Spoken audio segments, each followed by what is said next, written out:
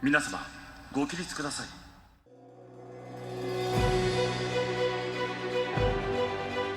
Konnichiwa, Olympics fans and lovers of Shuklistan, and welcome to Keep the Flame Alive, the podcast for fans of the Olympics and Paralympics. I am your host, Jill Jarris, joined as always by my lovely co-host, Allison Brown. Allison, konnichiwa. Konnichiwa. I've got my gelatined hair and my waterproof mascara, and I am ready to roll. You are going to hop in the pool for some artistic swimming? Absolutely. Oh. Point my toes, and here I go. Yes. So now that we're in week 2, a lot of new sports are starting their competition. So it's really exciting time. I was surprised we only had 21 events on the program today, and we have so much to talk about. So let's get to it. Follow-up file. This is so sad. So in the eventing competition in Equestrian during the cross-country portion, Swiss horse Jet Set suffered a blown leg ligament and had to be euthanized. So our thoughts are with the rider and the owner of Jet Set. It was so sad to hear that. Yeah, and it wasn't a fall.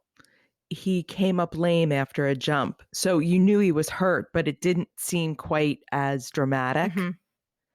But I guess horse people recognized it right away because the announcers were saying, oh, that's not good. Mm. So yeah, they did. And of course, he was checked extensively before they made the decision to euthanize him. But that's really tough. That's a horrible decision to have to make. We have a couple of follow-ups from golf because apparently people, you don't tell you. There's some stuff to say about the golf tournament. You do.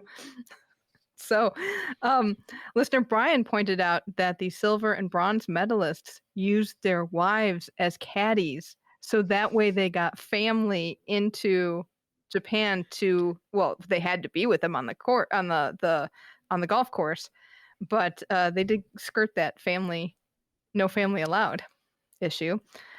Listener Nick pointed out that the commentator, you didn't like the 3x3 commentator who liked to say the round thing goes in the round thing. Well, listener Nick noticed that one of the golf commentators said after a golfer's ball landed in tall grass, like a homesick gerbil, it just disappears. What does that even mean? I don't know. 14 people have had their credentials revoked, their Olympic credentials revoked for violating COVID rules. Yeah, so we mentioned the 2, but I wanted to make sure we pointed out that there are a few others who have not been following the rules as well. Any interesting stories to go along with those 14? Okay. Not that they've published, because supposedly for privacy reasons, they have not issued details. Okay. So unless reporters go after the stories like they did with the Georgian judoka. Okay. The Belarusian sprinter Kristina Simonskaya, who was told to pack your bags and go home when she was not happy about being added to a relay race. She did spend the night at the airport.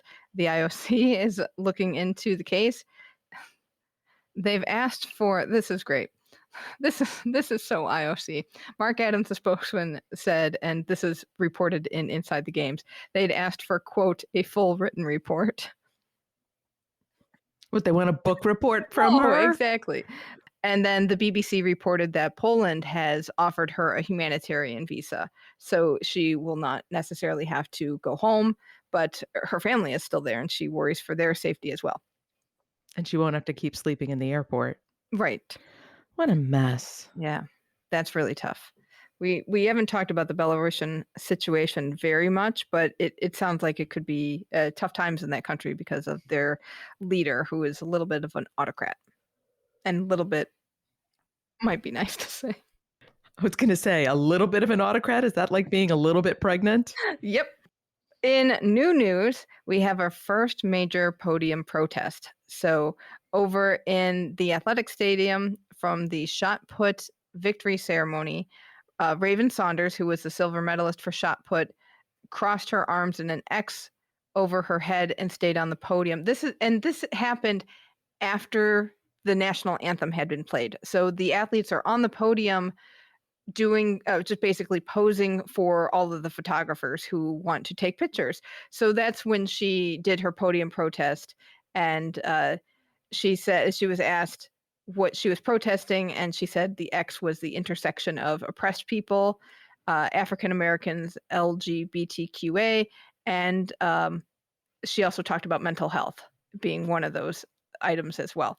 The New York Times mentioned that fencer Race Imboden also had a symbol drawn on his hand during his team medal ceremony, and that symbol was not on his hand when he was competing, apparently. But I have not seen any other mention of this, so I'm not sure. The best part, though, is what do we do with Raven Saunders? Because if this is considered a podium protest, then she's in trouble for violating Rule 50. Well, this is the IOC's rule that they don't like protests, and they understand that over the last year, they understand that athletes are very involved with social change, and they want to use their platform to bring attention to issues of social justice. The tricky bit is the time that the athletes are most visible is when they're competing and when they've won and they're on the podium. But the IOC doesn't want a protest to take away from the games and the sport.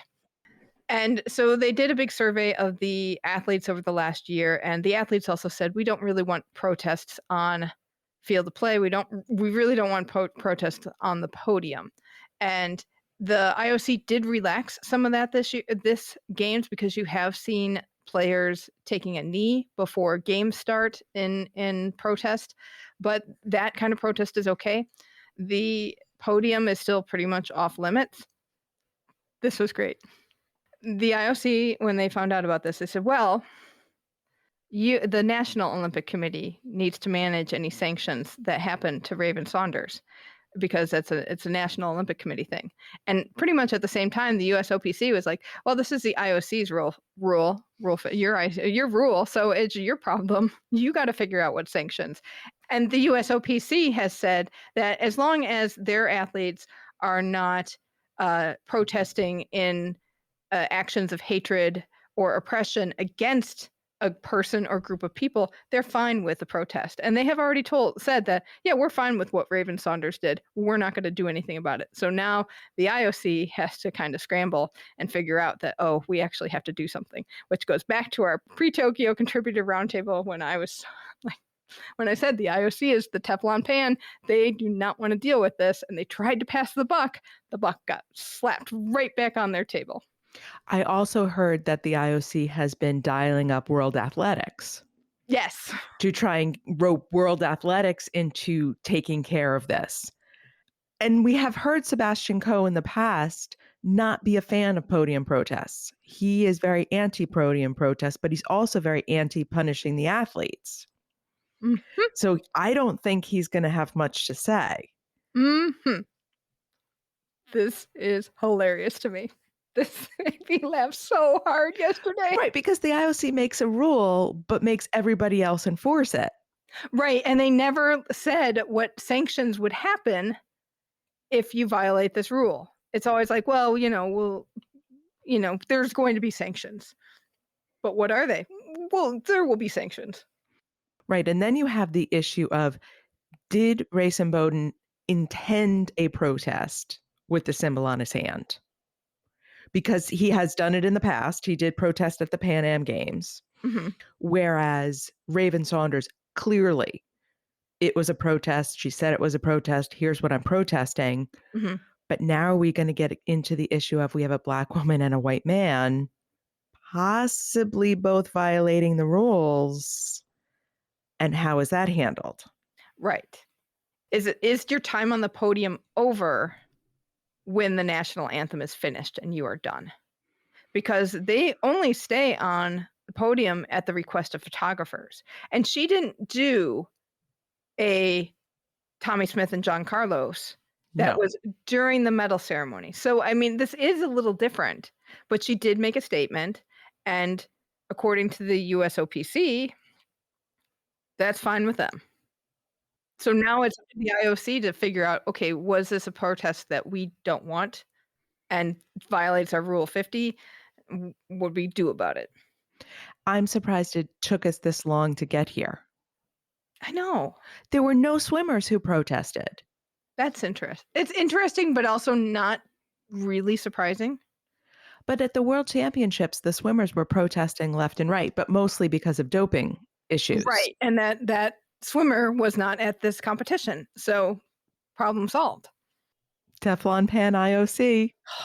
And Mark Adams is just trying to be all cool and calm about it, but he's losing sleep. His phone is blowing up. He's throwing things in his hotel room. Oh, more to come on this. All right. Where is Marnie McBean? So Marnie McBean has been at wrestling, soccer, and at the track, and she has promised to go to more skateboarding. Oh, okay. She's excited for more skateboarding. All right.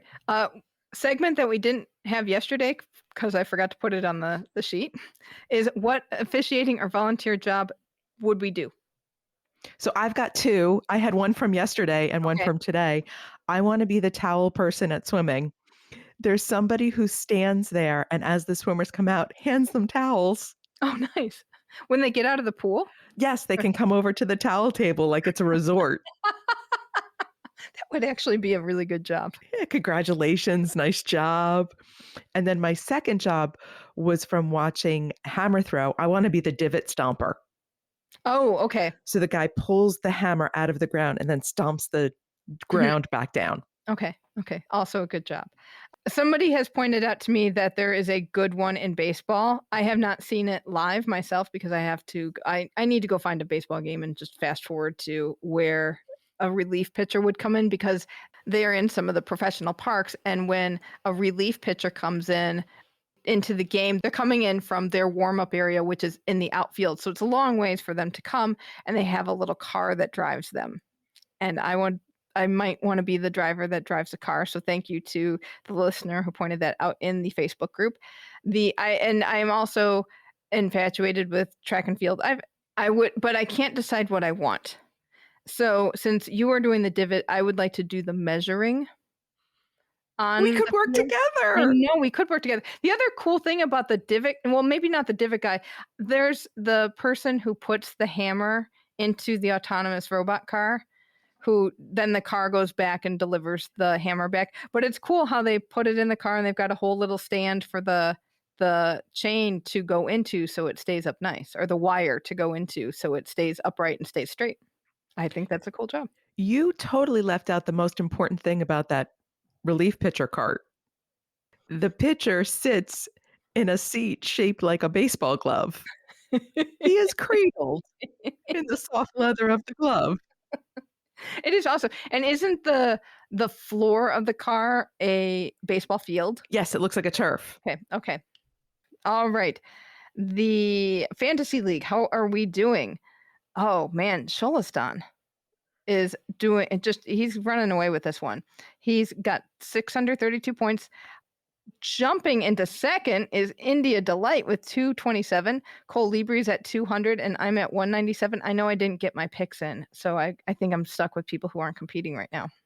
In our brackets, we are unchanged from yesterday, so Sholastan's at 110, and you and I are at 100.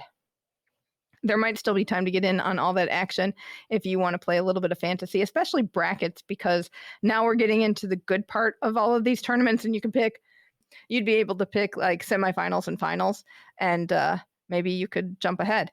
Go to flamealivepod.com/Tokyo for all of the details on how to enter. Okay, what's up with Mike and Maya? Mike and Maya of the Toyota first date commercial. Mike asks Maya out in the school hallway, but he is actually in the hospital, but he is there in the hallway because he is on a rolling digital screen. So we have a couple of theories here. We have one from listener Nick, who says, if Toyota could play this out during Beijing 2022, we will see Mike and Maya hauling a kid around to a skating rink in a Toyota Sienna, and then the kid grows up and gets on some Toyota mobility device at the Olympics in the future. Well, no, this wouldn't be at Beijing. This would have to be at like Brisbane 2032. Because the kids in the commercial are only 13. They could have a kid. Well, if the kid is going to the skating rink, we got to wait a few years. This could be a whole generational story of Mike and Maya from every games from now until, 2040. So if Mike and Maya, you think they're 13? I think they're 13. So they'd be like in their mid-20s. So that's when you have the wedding, and then all the cans are tied to the Toyota. Because we could have them going off to college together in, say, 2024, 2026. I don't think this relationship works, though. And maybe I'm a Heather along with Heather in the satin jacket, but I'm not sure. I think they're going to the school dance, and they've got soccer in common, but I'm not sure that, like, once they get to high school and they're mixed with other middle schoolers around, the pool is much bigger. Oh, I think this relationship has legs. Oh. And a robot. And not a broken leg. I think this is a meet cute for the future. Okay. All right. Well, on that, if you have a theory on what is up with Mike and Maya, please let us know. You can call or text us 208-352-6348. That's 208-FLAME-IT. Or get at us on the Facebook group. Before we get to today's action, we'd like to tell you a little bit about our Kickstarter campaign, which, if you've been listening to the daily shows, you know, okay, it's like, okay, we got it. You're going to the Olympics and the Paralympics in Beijing. Surprise, you got media accreditations. Awesome. The more awesome thing is that we'll be able to make a better podcast experience for you and give you all the details on what's going on behind the scenes and what it's really like on the ground at the Olympics and Paralympics. The problem is that it's going to be expensive, and this is not something we had budgeted for this year and next year. So we need your help in getting there. We've put together a Kickstarter with some really cool rewards so that you can also take part in the fun.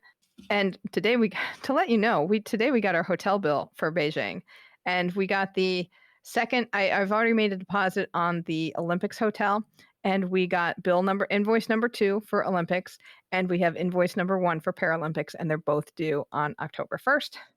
And the Olympics one is almost $2,700. And this is not a luxury hotel. No, we're definitely not living by IOC standards with 5 stars. It's like, do you have anything? 3 stars is a luxury hotel for us. So can we have our own bathroom? Yeah, right. So that gives you an idea of the cost that's involved with this. And that's just the hotel. There's flights. We're going to have to invest in some technology, especially with COVID. We're probably going to need a special microphone that we can use to maintain distance and still get decent sound.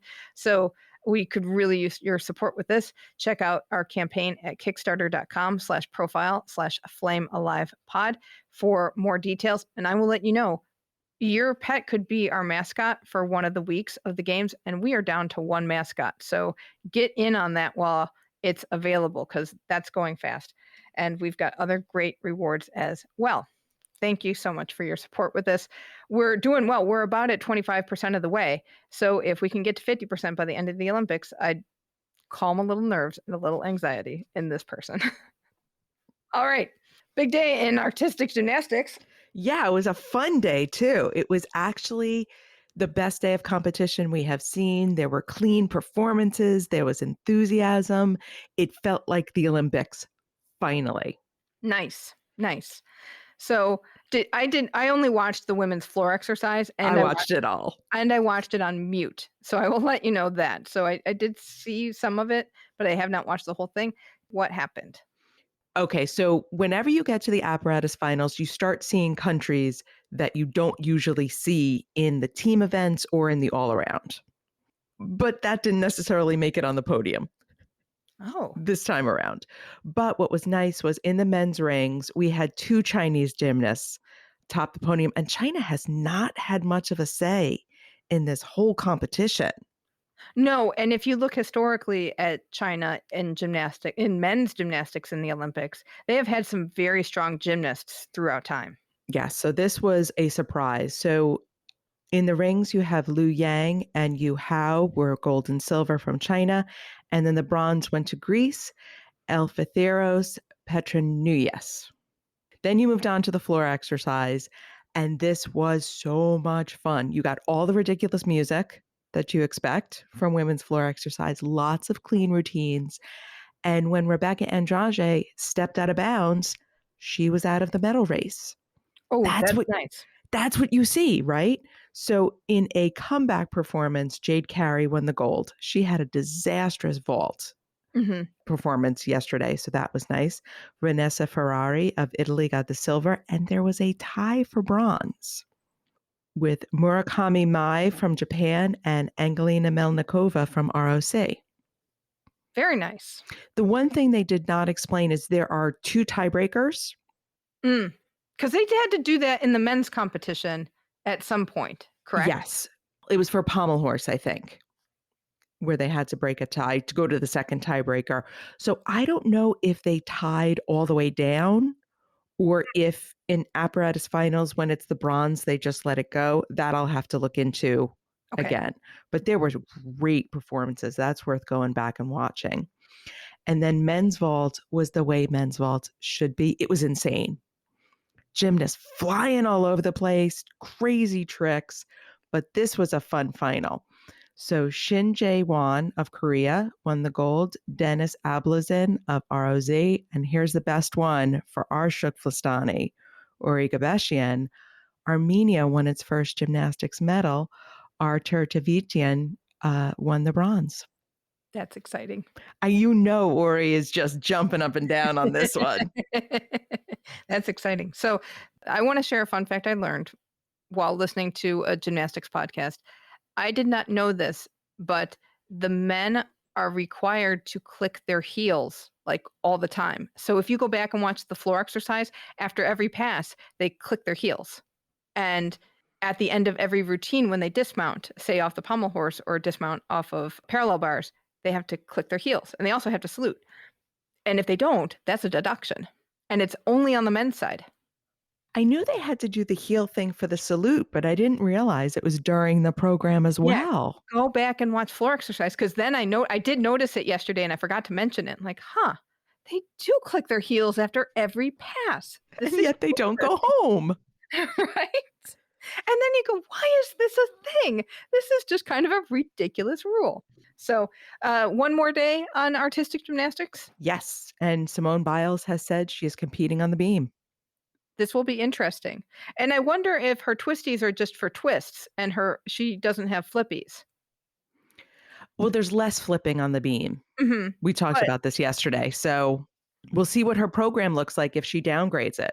Yeah, that'll be interesting. So it should be an exciting beam competition. And then the men will be on.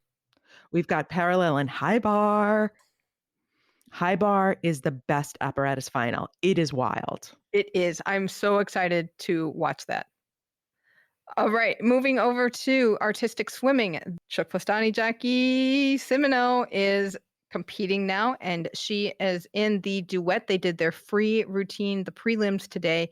She and her partner Claudia Holzner are in 5th place, and they have the duet technical routine tomorrow. They looked so good. They looked beautiful. Like you said before we started recording, the announcer just loved them. So this is sort of like I dancing in the 90s, where they do a lot of interpretive routines. So we had evil dolls, we had a Malaguena, we had robots, we had samurai, we had exploding stars, we had sharks that actually had fins on the top of their heads. Oh my goodness. Wait, which team was that? Because that was the Greeks. Okay. We had a Robin Hood routine who was pretending to do the archery move. In the water? Yes. Yeah, that's where artistic swimming people go, this is wacky. Athletics. We have some follow-up from Book Club Claire, and Claire, I'm just apologizing to you now because I feel like we're going to let you down on all the athletics coverage. I had yesterday, I was trying to catch up.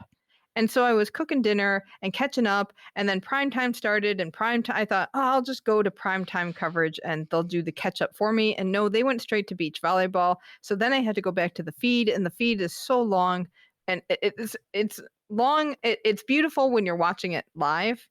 It's really hard when you're trying to play catch up on anything. So I'm playing catch up and also trying to watch like hammer throw qualifying, and cooking dinner, and it's not working. But Claire was telling us that from the mixed relay, which Poland won, Poland is well known for their prowess in the middle distance, especially the women. So they're incredibly good at relays. So she wasn't surprised that they won the mixed relay 4x400. She was more surprised that the Dominican Republic placed well. So that was interesting. Then I had mentioned the introduction for the women's 100 meters and the big light show, which they also had for the men's. She said that was something that was very similar to what happened at the last Athletics World Championships in Doha, and it's called projection mapping. So things look like they pop out of the ground when they're actually not. And they only do the big introduction for the final event of the night when everything else is done, so they don't mess everybody else's game up. So the field events get ignored because the final event's always a running event. So thank you very much, Claire, for that explanation. Let's see, we had a whole lot of action going on.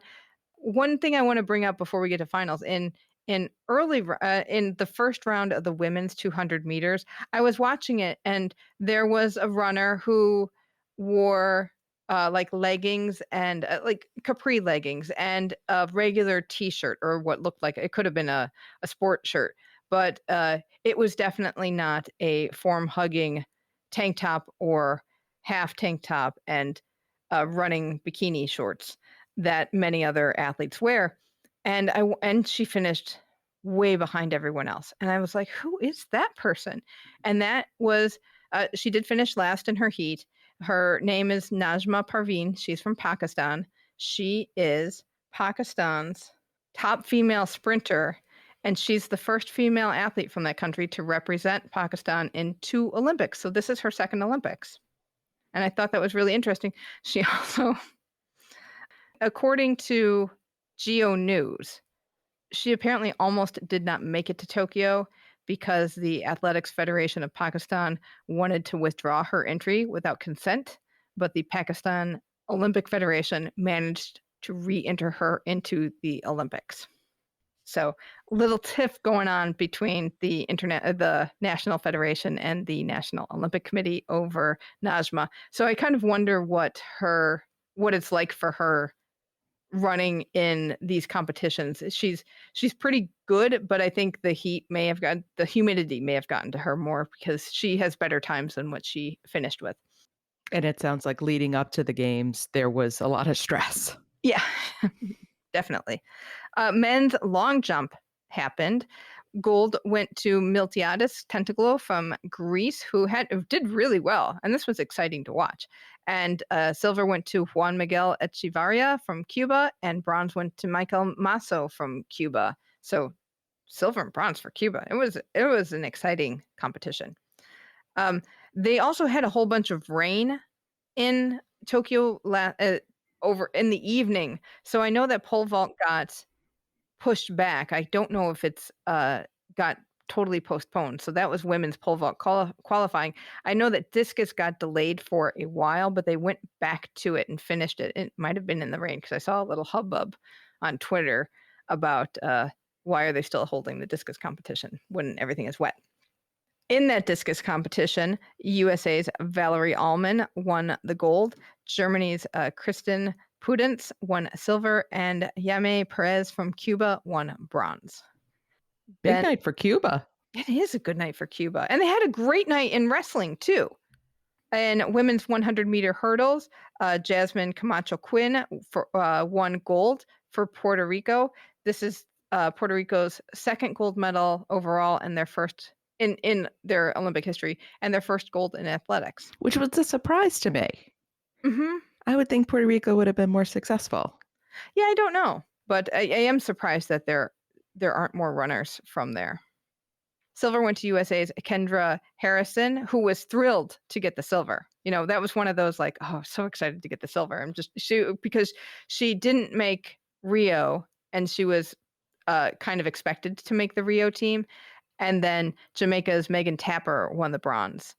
In the men's 3,000 meter steeplechase, Morocco's Soufani El Bakalai won gold.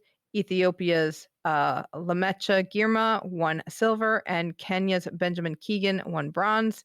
And in the women's 5,000 meter, Sifan Hassan from Netherlands won gold. Helen Obiri from Kenya won silver, and Ethiopia's Gudaf Tsike won bronze. In badminton, women's doubles action ended. The gold went to Indonesia's team of Gracia Poli and Apriyani Rahu, who beat China's Chen Qingchen and Jia Yifan 2-0. But honest to Pete, that 2-0 sounds like a blowout, but their games were really close. Rallies were long. They had a rally that went almost a minute. It sounds incredible. I do want to go back and have that on. Huge upset. Yes. Oh, yes. And the best part, if you watch nothing else, watch the Indonesians dance after they win. Oh, okay. I'm there for this. And then for the bronze medal, Korea's Lee So-hee and Shin Seung-jan defeated Korea's Kim So-young and Kong Hae-young, also 2-0. The men's singles tournament is also over, and Victor Axelsen from Denmark took the gold with a decisive 2-0 victory. He beat China's Chen Long, and bronze went to Indonesia's Anthony Sinisuka Ginting, who beat Guatemala's Kevin Corden 2-0. I know. I want to see that too, because I do not think of Guatemala and badminton together. Or Denmark. There has been. I sometimes read what's going on in the badminton world, and I know there are a few Europeans who are near the top. So I don't know if this was an upset or an out and out. We expected this to happen, but it's surprising on paper, but I don't think it's as much of a surprise. But maybe that'll be on the follow-up tomorrow, because I'm going to be watching some badminton this afternoon. Baseball. We are in the knockout stage. So Korea defeated Israel 11-1, and Japan defeated the US 7-6. Did you see any of this? No. No, neither did I. That's 7-6. It's the two baseball powerhouse countries. So that must have been a thrilling game to watch. The gold medal match will be Korea versus Japan, and bronze will be US versus Israel. Well, I was going to say these two matches will be very interesting to watch back to back because, as we know, many of the Israeli players are Americans. So you've got Korea and Japan, which will have a similar playing style, and then the US and Israel, which will have a similar playing style, but are very different from each other. So the gold medal match, I think, will look very, very different from the bronze medal match. So if you're a baseball fan of the technical differences, I think this will be a fun back-to-back to watch. Nice. In basketball, the women finished up their group action and ended with Spain, US, and China all undefeated. The quarterfinals will be Australia versus USA, China versus Serbia, Japan versus Belgium, and Spain versus France. For the men, their quarterfinals start tomorrow. So it's Slovenia versus Germany, Spain versus USA, Italy versus France, and Australia versus Argentina. In beach volleyball, we are in knockout stages and moving on to the quarterfinal. For the women, it's Canada's Pavan and Humana Paradis versus Clancy Aracho del Solar from Australia, and then Latvia's Krachkovna and Gradina versus Canada's Bensley and Wilkerson. Then Brazil's Ana Patricia and Rebecca will face Switzerland's Heydrich and Verge Dupree. And finally, Kozuk and Ludwig from Germany will face off against Ross and Kleiman from the US. In the men's quarterfinal, it will be ROC's Semenov and Leshukov versus Mol and Sorum from Norway. Latvia's Plavenis and Tochis from Latvia will face off against Brazil's Alisson and Alvaro. Qatar's Sharif and Ahmed will face off against Italy's Nicolai and Lupo. And Germany's Tola and Vickler will face off against ROC's Kraslenikov and Stoyanovas Novisky. And if I have to point it out, the Allison playing for Brazil is not me. Though we do spell it the same way. Canoe Sprint started up, and they were in heats and quarterfinals. And I'm only mentioning we did have this on in the background and watched a little bit. And you're just watching kind of random races, so I'm not sure what I saw, but we did see some women's action, I think in kayak singles. These women are so jacked. Oh, their upper bodies are just enormous. We wondered what their, how their lower bodies looked compared to the upper bodies, but they just look like they could crush you with their hands, or if not, they give the best hugs because they're probably nice. So there will be more of that action this week. Track cycling started up. I watched this. I watched some too, and I had it on because you know why? And I'm just going to be glued to track cycling because they have a venue where they're allowed to have fans. And this is a great story because they're allowed to have 50% capacity. The velodrome is out in Izu. It's far out from Tokyo. And when the organizing committee was planning the venues, they were supposed to build a new velodrome. And then the budget started blowing up and they said, you know what, we're going to use this one out in Izu. And the Cycling International Federation was not thrilled about it because the athletes wouldn't be able to stay in the Olympic Village and have that athlete experience. However, now who's laughing? Because they are pretty much the only sport that gets to have fans in the stadium.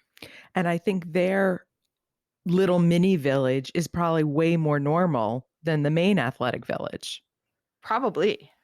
So, and I think the downside is that they just see all cyclists that they see all year round anyway. So they don't get the interaction with other sports, which is kind of a bummer, but they do get competition with spectators and you notice it.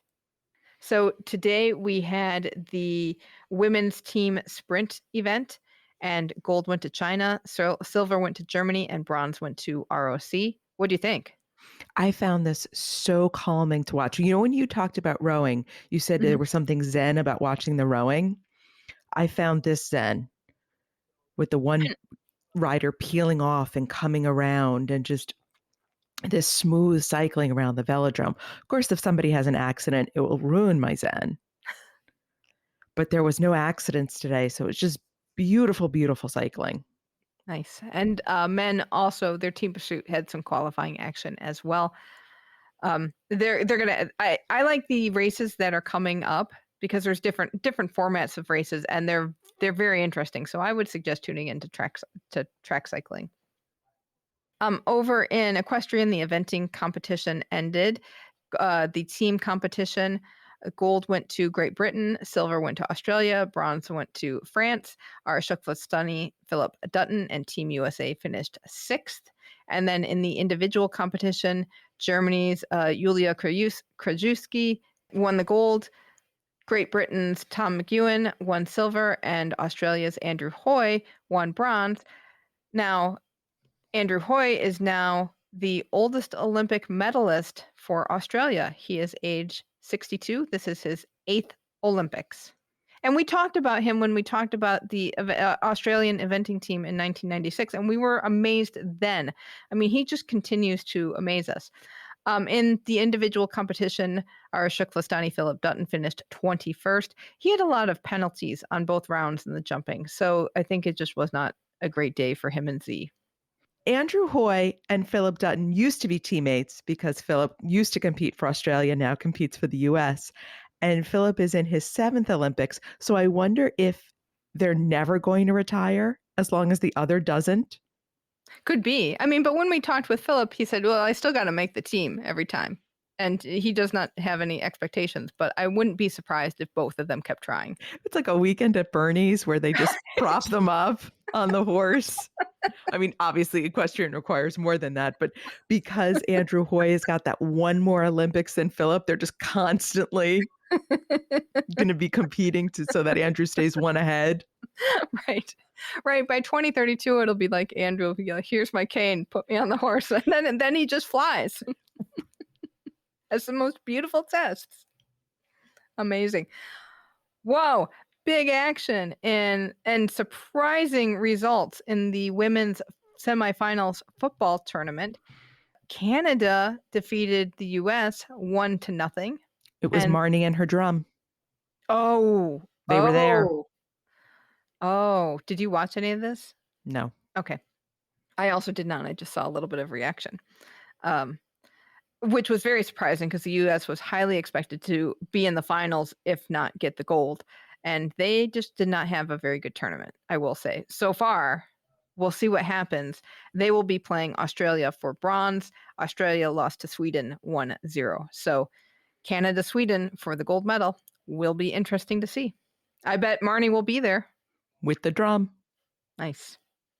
In handball, we are done with group play. On the women's side, Norway ended pool play as the only undefeated team. And they had a huge goal differential compared to the other teams. So they're looking like the favorite going into the knockout stage.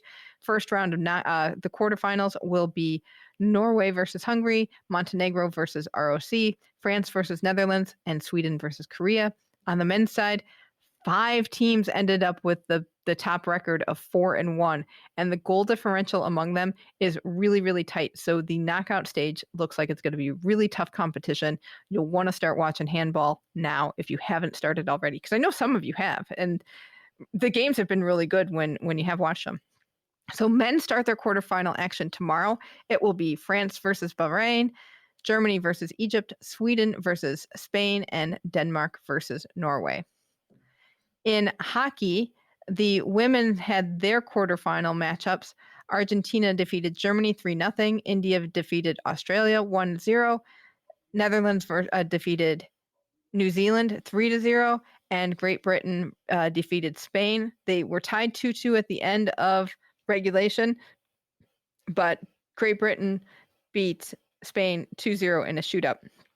I tuned into the shootout because I happened to be looking at the BBC website, and they were like, there's a shootout happening now. And I quick flipped it over.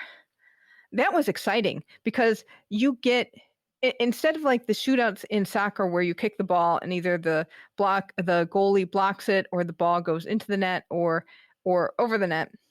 In hockey, you have 8 seconds. So you can hit the ball. If the goalie blocks it and it comes back in play, you can try to hit it back in and get off the rebound. Yes, as long as it's within that 8 seconds, you could shoot twice or more times, I guess, if you're really fast and don't make the goal.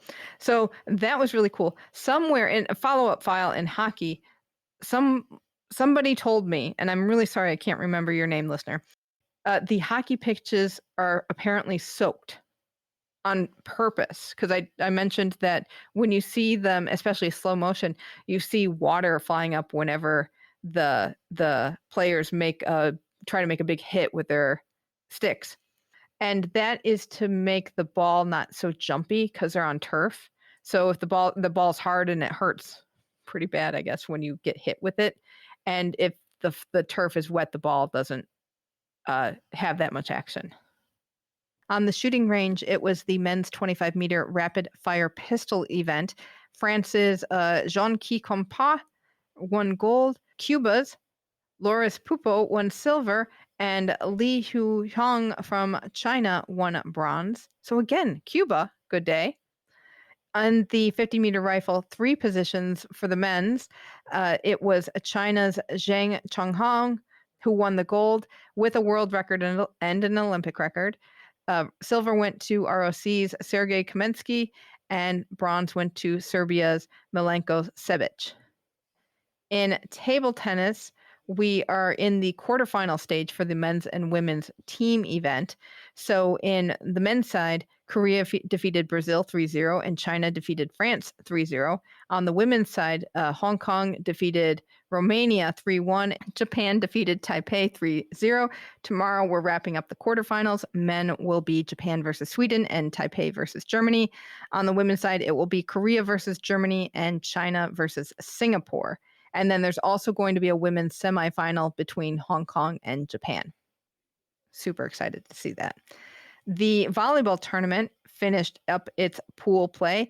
On the women's side, 4 teams ended up with a 4-1 record. So again, really close matchups going to the knockout rounds. The quarterfinals will be Poland versus France, Italy versus Argentina, Japan versus Brazil, and Canada versus ROC. Really? The U.S. didn't make it out? In either one, in either the men's or the women's. Really? What happened? It's the first time in, I don't know how many years the men's haven't made it, but yeah, it was just one of those tournaments where they did not do well. And on the men's side, the leaders of the tournament after the pools are Poland and ROC. Their quarterfinals start tomorrow. It'll be Canada versus ROC, Japan versus Brazil, Italy versus Argentina, and Poland versus France. In water polo, we also are finishing up pool play here. So on the men's side, Spain and Greece topped the pool rankings, and the men's quarterfinals will be USA versus Spain, Greece versus Montenegro, Italy versus Serbia, and Hungary versus Croatia. On the women's side, USA and Spain ended up on the top of the pool rankings, and their quarterfinals start tomorrow. Canada versus USA, Spain versus China, Netherlands versus Hungary, and Australia versus ROC. I love the men's countries that are involved, because when we spoke to Tony Acevedo, now it's a couple years ago, it was basically those are the countries where water polo is king. Mm-hmm. And he played professionally in one of them for many years. He played professionally in more than one of them. All right. In weightlifting, we had competitions from the women's 87 kilos and the women's over 87 kilo competitions. In the women's 87 kilos, gold went to China's Wang Xiaoyu, silver went to Ecuador's Tamara Yahara Salazar Arce, and bronze went to the Dominican Republic's Crismary Dominga Santana Peguero. In the over 87 kilograms, gold went to China's Li Wenwen, who had I saw a good chunk of this one. She lifted 18 kilos more than second place in the snatch and 19 kilos more than second place in the clean and jerk. It was beyond what you'd think. Beyond a natural human possibility? I don't know. And I'm going to hopefully and not speculate, but that really sent up a lot of red flags to me. But maybe she's just that strong naturally, and I don't know. But silver went to Emily Jade Campbell from Great Britain, who had a fierce hair game going on. She had her hair in two buns, and then one side of her head was red and the other side was blue for the British flag. It looked really good, and she was really happy up there. And then bronze went to the US's Sarah Robles. This is the category where transgender lifter Laurel Hubbard from New Zealand was competing in. So I saw on Inside the Games that this event was just jammed with requests for media to go to because they wanted to see it. And she ended up failing in all three of her lifts in the snatch portion, so she did not finish. And of course, because she didn't complete a lift in the snatch, she couldn't move on to the clean and jerk. And she did have one lift that looked like it was going to be okay, and 2 out of the 3 judges ruled it a no lift. In wrestling, we had a lot. Oh my gosh, we watched a lot of wrestling yesterday, and it was really exciting, really, really good. In the men's Greco-Roman 60 kilos, we had gold went to Cuba's Luis Alberto Orta Sanchez. Silver went to Japan's Fumita Kenichiro, and bronzes went to China's Walihan Salike and ROC's Sergei Emelin. In the men's Greco-Roman 130 kilo finals, which honestly you should go back and watch this, because Mian Lopez Nunez from Cuba won. This is a 4-peat. He has won gold in the last 4 Olympics. This is his 5th Olympics overall. He's just an amazing, amazing wrestler. And he beat Jacobi Kajaya from Georgia. And then the bronzes went to Turkey's Riza Kayop and ROC's Sergei Semenov. On the women's side, it was the 76 kilos in the freestyle event. And this was so sad. This is the only one that I watched. It was Adeline Gray from US was so strong. in all of her matches leading up to the finals. And she looked so confident coming out into the finals. And then she was up against Aileen Rotterfachen from Germany. And for some reason, she didn't have it. She'd go for attacks. And then Aileen would just use that against her and score a point. And Right. At one point, it was up 7-0. yeah, it was really rough. And if Aileen had gotten one more point, that would have been it. But it just wasn't the match we'd hoped it would be, because Adeline was really gunning. She had not gotten out of the quarterfinals at Rio, was really disappointed, and used that to fuel her to get to a better position here in Tokyo. And we knew she was gunning for gold. But we just felt so deflated when she won silver. And I feel bad saying that, because silver is a huge achievement, but hopefully she'll find the silver lining to this match. This match reminded me very much of the Japan-USA softball final, Mm-hmm. where Aileen Rotterfachen just was better on that day. Yes. It wasn't that Adeline Gray did anything wrong or wasn't as good as she could be. It was just the German was that tiny bit better. Mm-hmm. And there's nothing you can do. She didn't fail. No, by no means. It was tough, but yeah, it was another good bout. And man, Aileen Rotterfachen, she looked really strong and tough competitor. Bronzes on that one went to China's Zhao Chang and Turkey's Yasmin Adar. Okay, Shuklastan watch for tomorrow. Got a little bit going. So Alex Sancho begins Greco-Roman wrestling for the 67 kilo size. Deanna Price will have her finals for hammer throw. And Jacqueline Simoneau will be back with Claudia Holzner for the duet technical routine in artistic swimming. Well, it's going to be an exciting day tomorrow as well. We would like to take a minute to give a shout out to all of our Patreon patrons who support us with ongoing financial contributions, and they really help keep our flame alive. If you would like to give money on an ongoing basis, check out patreon.com/flamealivepod. So as we say sayonara, I'm getting excited. Big day ahead. I need a nap and some tea. And I won't drink any of my sake in public. As always, you can email us at flamealivepod@gmail.com. Text or voicemail us at 208-352-6348. That's 208-FLAME-IT. Don't forget our Kickstarter and help us reach our goal of bringing you on-the-ground coverage at Beijing in 2022. That is kickstarter.com/profile/flamealivepod. As we go out to music by Mercury Sunset. Thank you so much for listening, and until tomorrow, keep the flame alive.